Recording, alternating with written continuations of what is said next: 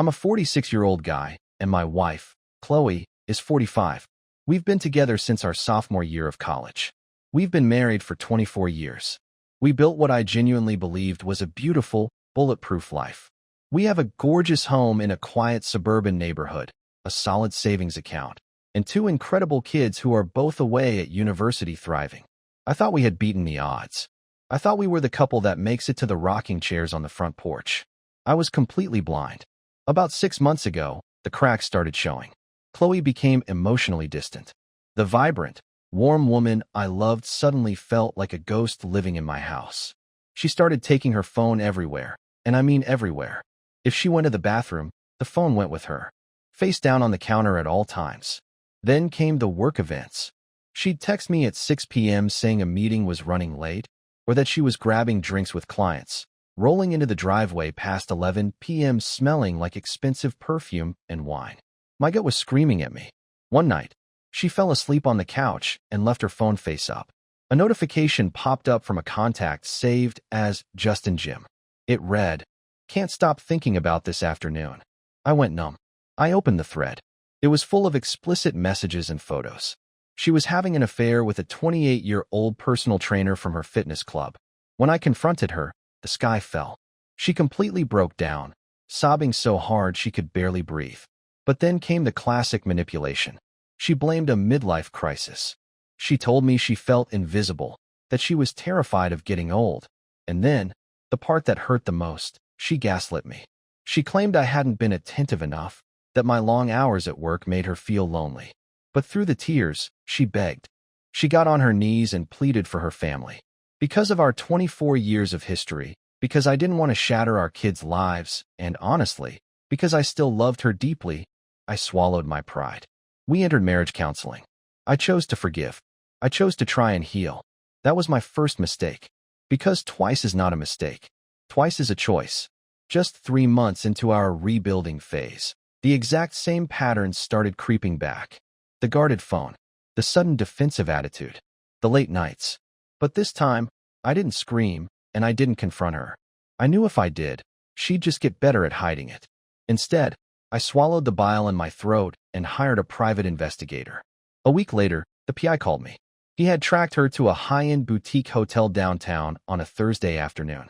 But the kicker? The absolute twist of the knife. It wasn't Justin the gym guy. It was Dave. Dave is our neighbor from 3 doors down. He's a guy I've grilled steaks with. A guy who sat at my Thanksgiving table as a family friend. She didn't just stumble into another mistake. She actively, calculatedly chose to step out on me a second time, with someone in our immediate circle, completely weaponizing and disrespecting the second chance I had practically bled to give her.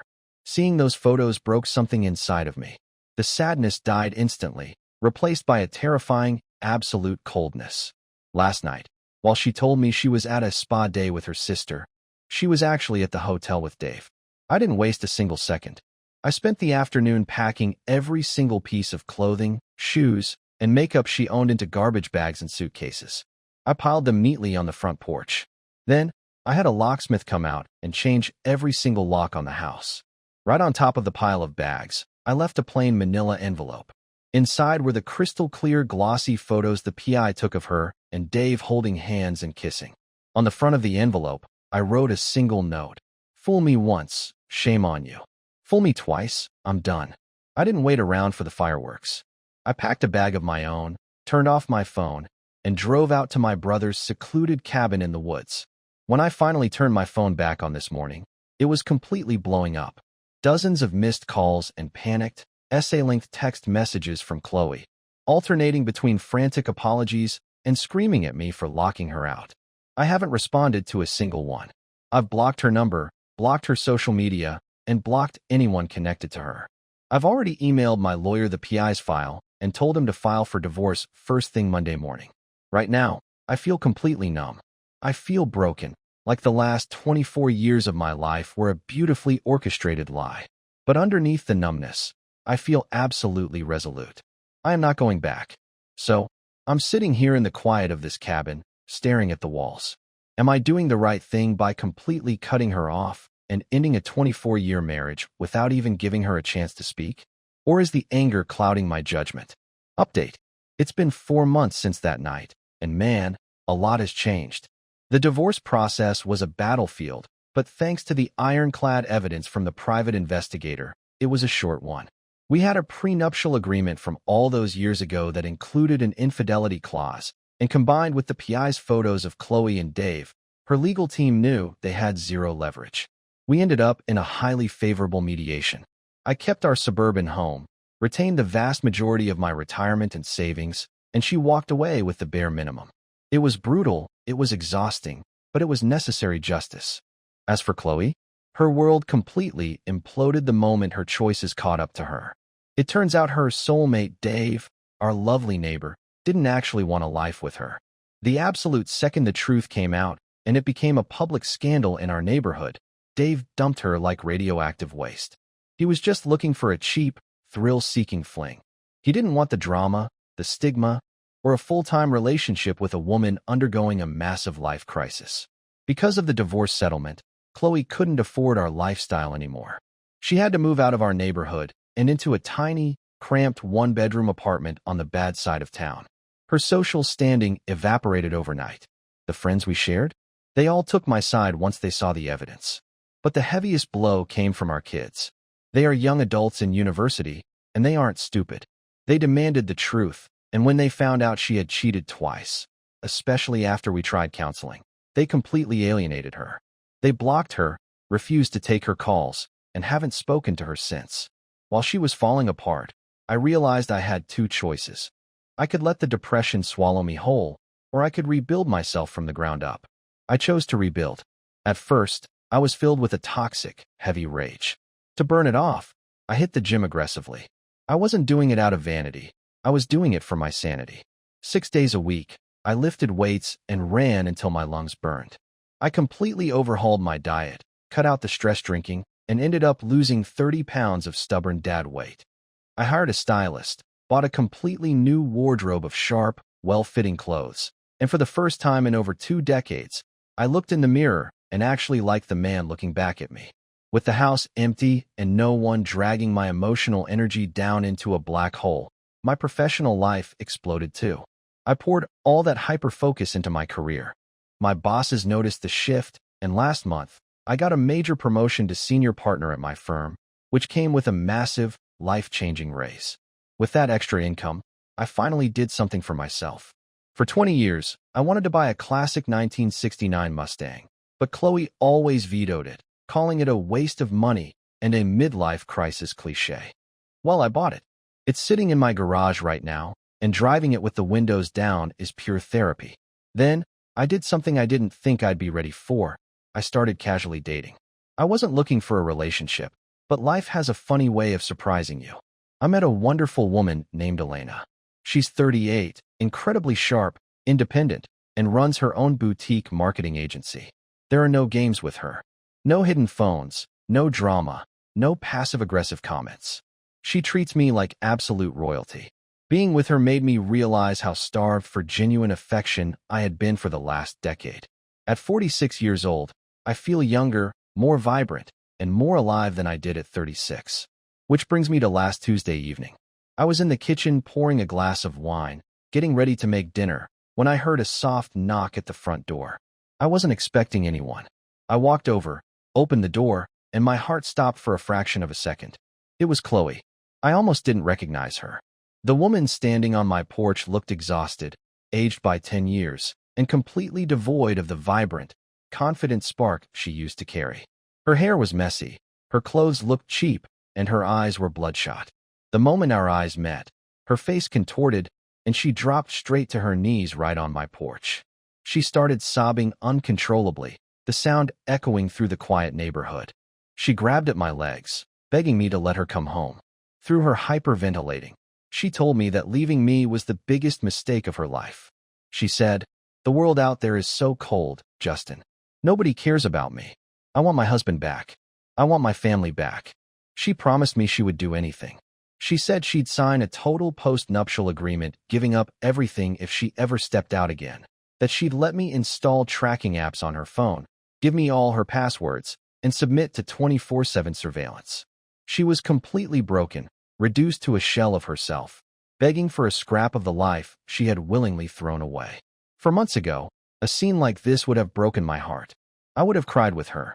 But standing there last Tuesday, looking down at her kneeling on my porch, I felt absolutely nothing. No anger, no lingering love, not even a desire for revenge, just a profound, empty sense of pity. I gently stepped back so she couldn't touch my legs, looked her dead in the eyes, and spoke in the calmest, coldest voice I've ever used in my life. The man who loved you, Chloe, died the day you chose Dave. He's never coming back. Please leave my property right now before I call the police. I didn't wait for her response. I pulled the door shut, locked it, and went back to the kitchen to finish pouring my wine. I heard her crying outside for another 10 minutes before she finally got into her car and drove away. I thought I'd feel guilty, but honestly, I've never slept better than I did that night. Final update.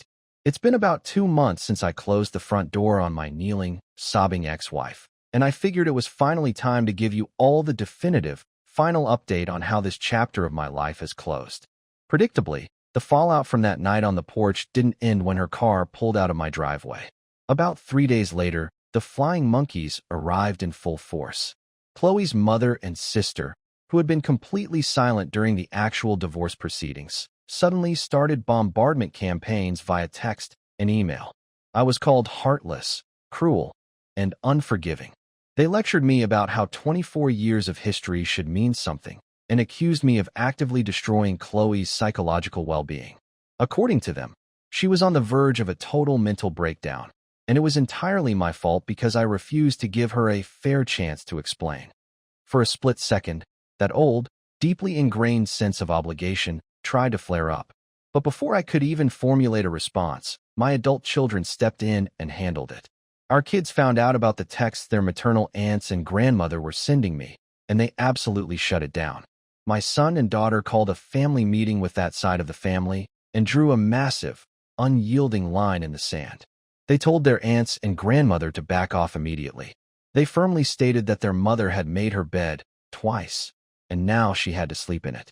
They made it clear that if anyone continued to harass me for protecting my peace, they would cut contact with them too. Hearing my kids validate my boundaries, seeing them stand up for the truth, brought me a sense of immense, profound peace. I knew right then that I hadn't failed as a father. A couple of weeks after that, the universe gave me the ultimate green light. The judge officially signed and stamped the final decree. The paperwork went through. The marriage was legally, completely dead. With the ink dry, I decided I didn't want to live in a museum of old memories anymore. The suburban house had too many ghosts, too many corners where a 24-year lie had lived. I put it on the market, it sold in less than a week, and I took my share of the equity to buy a stunning, modern luxury condo right near the beach, closer to the city center. The view from my new balcony is incredible, and the entire place feels like a fresh canvas for my new life. And let me tell you, that new life is better than anything I could have imagined when I was staring at the walls of my brother's cabin 6 months ago. My relationship with Elena has blossomed into something deeply healthy, peaceful, and mutually respectful. There are no eggshells to walk on, no hidden agendas. We actually just got back from a 2-week vacation in the south of France. It was a trip I had suggested to Chloe for years, but she had always complained about the flight or the cost, or found a way to ruin vacations with her unpredictable moods. With Elena, it was pure bliss. We laughed, we explored, and I realized what it actually feels like to be appreciated by a partner. As for Chloe, I still occasionally hear bits and pieces through mutual acquaintances, though I never ask. From what I understand, she is currently in intensive therapy, struggling heavily to adapt to her tight financial reality, and drowning in deep bitterness. I don't actively rejoice in her misery. I don't have the energy to waste on hating her, but I would be lying if I said I didn't feel a profound sense of poetic justice. She traded a king for a couple of pawns, and she has to live with that math for the rest of her life. I wanted to share this final update to leave everyone who supported me with one powerful reflection. When you get betrayed like this, your initial instinct is to fight back, to scream, to demand answers, or to desperately chase after closure. But the older I get, the more I realize that the best revenge isn't dramatic. It isn't an argument. The ultimate revenge is total, absolute indifference. It's choosing to take the broken pieces of your life, building something entirely beautiful out of them, and choosing to live your absolute best life without looking back. Thank you again. When I was at my absolute lowest, you guys gave me the strength to stand tall. I'm finally signing off, driving into the sunset in a '69 Mustang, and I've never been happier. Stay strong out there.